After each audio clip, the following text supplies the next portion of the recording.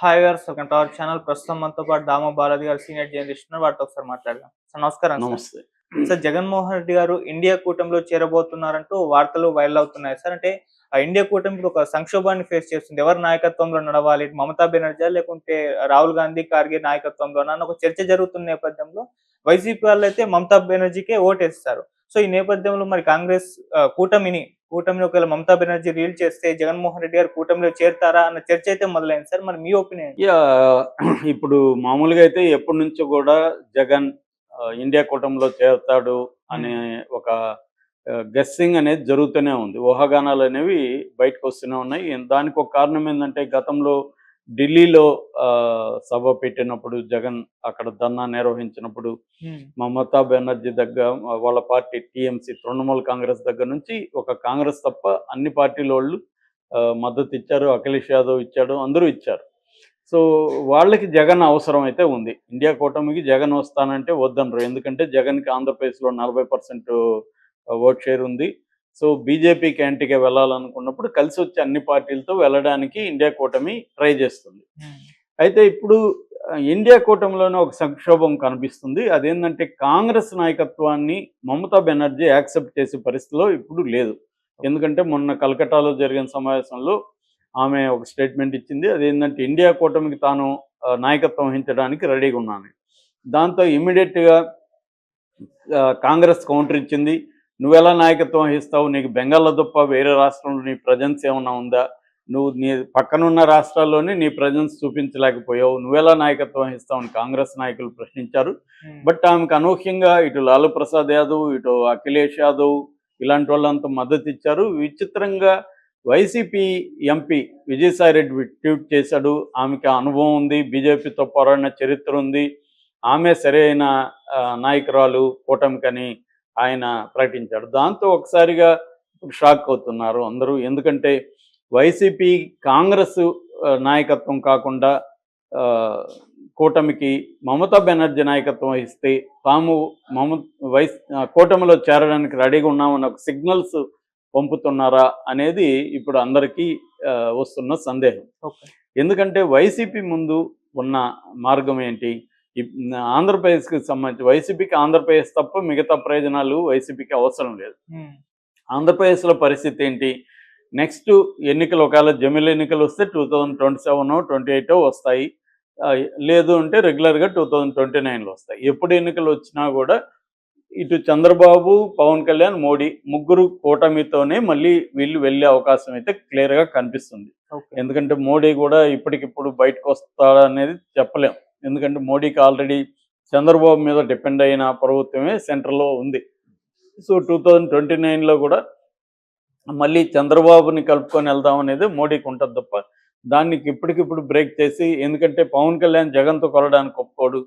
ఒకవేళ చంద్రబాబు వద్దంటే పవన్ కళ్యాణ్, మోడీ కలిసి వెళ్ళాలి. అప్పుడు ముగ్గురు మధ్య చీలిపోతాయి, 3 కూటముల మధ్య.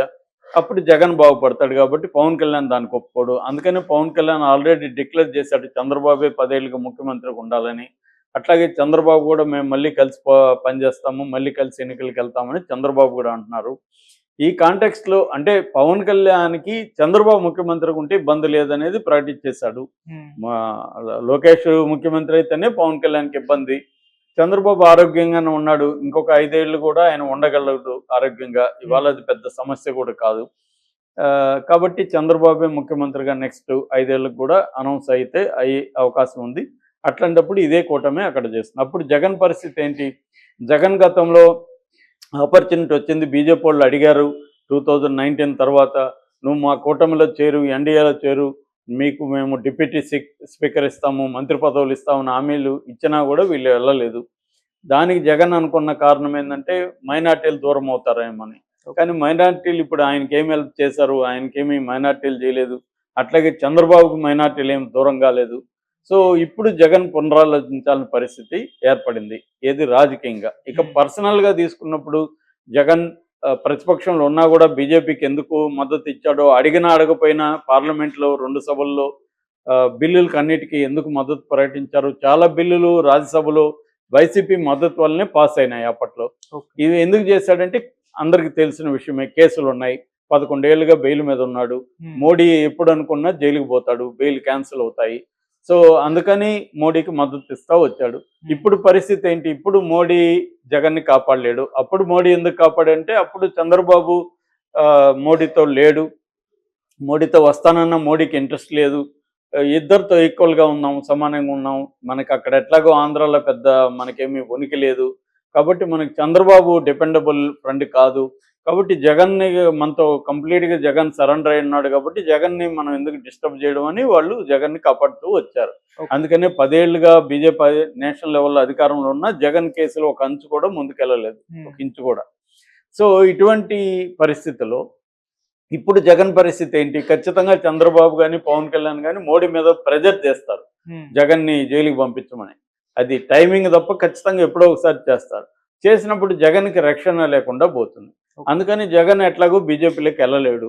కాబట్టి ఆల్టర్నేటివ్ ఏంటి? ఇండియా కూటమిలో ఉంటే రేపు పొద్దున ఏదన్నా జగన్ ఇబ్బంది పెట్టే నేషనల్ లెవెల్ ఇష్యూ అవుతుంది. ఒక కేజ్రీవాల్కి, తర్వాత హేమంత్ సొరేను, ఇలాగా ప్రతిపక్ష నాయకుల్ని ఇబ్బంది పెట్టినప్పుడు, ఆయన ఊరు లల్లు ప్రసాద్ యాదవ్, ఇలాంటి ఇబ్బందులు పెట్టినప్పుడు దేశవ్యాప్తంగా దాని మీద ఒక మీడియా అటెన్షన్ కానీ దేశవ్యాప్త ఆందోళన కానీ జరగడం అనేది జగన్కి కొంత మేలు జరుగుతుంది. అట్లాంటిది ఉన్నప్పుడు దూకుడుగా మోడీ కూడా చర్య తీసుకుపోవచ్చు జగన్ మీద. అందుకని ఇప్పుడు జగన్ కూటమిలోకి వెళ్ళాలి. అయితే కాంగ్రెస్ సుముఖంగా లేదనేది వాదన అనిపిస్తుంది. ఒక పక్క షర్మిల ఎంత దూకుడుగా జగన్ మీద వెళ్తుందో మనం చూస్తున్నాం. కాంగ్రెస్ కానీ గట్టిగా వద్దంటే షర్మిల చేయలేదు కదా. సో షర్మిల చేస్తుందంటేనే కాంగ్రెస్ షర్మిలని గట్టిగా ఆ విషయంలో కంట్రోల్ చేయట్లేదు. సో అది జగన్ కూడా ఐడియా ఉంది. అంటే కాంగ్రెస్ కి జగన్ తన పార్టీలోకి రావడం ఇప్పటికి కూడా ఇష్టం లేదు రాహుల్ గాంధీ. సో అందుకని జగన్ కూడా ఈ కాంగ్రెస్ పార్టీ ఉన్న కూటమిలోకి ఇప్పుడే జంప్ అవడం ఎందుకు చూద్దామని పరిశీలిస్తున్నట్టు కనపడుతుంది. ఈ లోపల నేషనల్ లెవెల్లో ఏమైంది? ఎన్నికల్లో వరుసగా హర్యానాలో కానీ మహారాష్ట్రలో కానీ ఘోరమైన పరాభవం జరిగింది. అది కాంగ్రెస్ ప్రధానంగా తప్పిదం వల్లనే అవి జరిగింది, కూటమి ఇది. సో అందువల్ల కాంగ్రెస్ నాయకత్వం అవసరమే ఉంది. కాంగ్రెస్ బలహీనంగానే ఉంది కదా అన్ని రాష్ట్రాల్లో. కాబట్టి కాంగ్రెస్ నాయకత్వంలో మనం ఎందుకు ఉండాలనేది మమతా బెనర్జీకి ఉన్న ఇది. మమతా బెనర్జీ ఎప్పటి నుంచో సందు దొరికితే మనం ప్రైమ్ మినిస్టర్ పోస్ట్కి ట్రై చేద్దాం అనేది ఆమెకుంది. మిగతా వాళ్ళు కూడా ఇప్పుడు ఒక పక్క కేజ్రీవాల్ ఆల్రెడీ ఢిల్లీలో ఎలక్షన్ జరగబోతున్నాయి నెక్స్ట్ ఇయర్. ఆ ఎలక్షన్లలో కాంగ్రెస్తో ఒప్పందం లేదు, పొత్తు లేదు. ఎందుకంటే హర్యానాలో మాకు వాళ్ళు పొత్తు పెట్టుకోవడానికి ఒప్పుకోలేదు, సీట్లు ఇవ్వడానికి మేమెందుకు పెట్టుకోవాలనేది కేజ్రీవాల్ ఆర్గ్యుమెంట్. ఏదేమైనా కాంగ్రెస్ ఎత్తుగడలు ఒక కోయిలేషన్ పాలిటిక్స్ సరిపోయే విధంగా లేవు అనేది కాంగ్రెస్ మీద తీవ్ర విమర్శ ఉంది. సో ఈ కాంగ్రెస్ బీజేపీ కాని కొన్ని పార్టీలు కూడా ఉన్నాయి. మనకి అకాలీదళ్ ఉంది, తర్వాత ఏఐడిఎంకే ఉంది, తర్వాత బిజు జనతాదళ్ ఉంది, వైసీపీ ఉంది, ఇక్కడ బీఆర్ఎస్ ఉంది. ఇలాంటి పార్టీలన్నింటినీ కలుపుకొని వాళ్ళని అందరినీ కూడా ఈ ఇండియా కూటమిలోకి తీసుకొస్తే ఇండియా కూటమి స్ట్రెంగ్తన్ అవుతుంది. కాంగ్రెస్ నాయకత్వం కాకుండా మమతా బెనర్జీ నాయకత్వం అయితే వీళ్ళందరూ కూడా వెళ్ళే అవకాశం ఉంది. ఇక్కడ కూడా కాంగ్రెస్ అంటే బీఆర్ఎస్ నిప్పు ఉప్పులాగా ఉన్నారు. రేపు కాంగ్రెస్ కాకుండా మమతా బెనర్జీ నాయకు వస్తే బీఆర్ఎస్ కూడా దాంట్లోకి వెళ్ళొచ్చు. ఎట్లాగో జగన్ వెళ్ళే అవకాశాలు కనిపిస్తున్నాయి.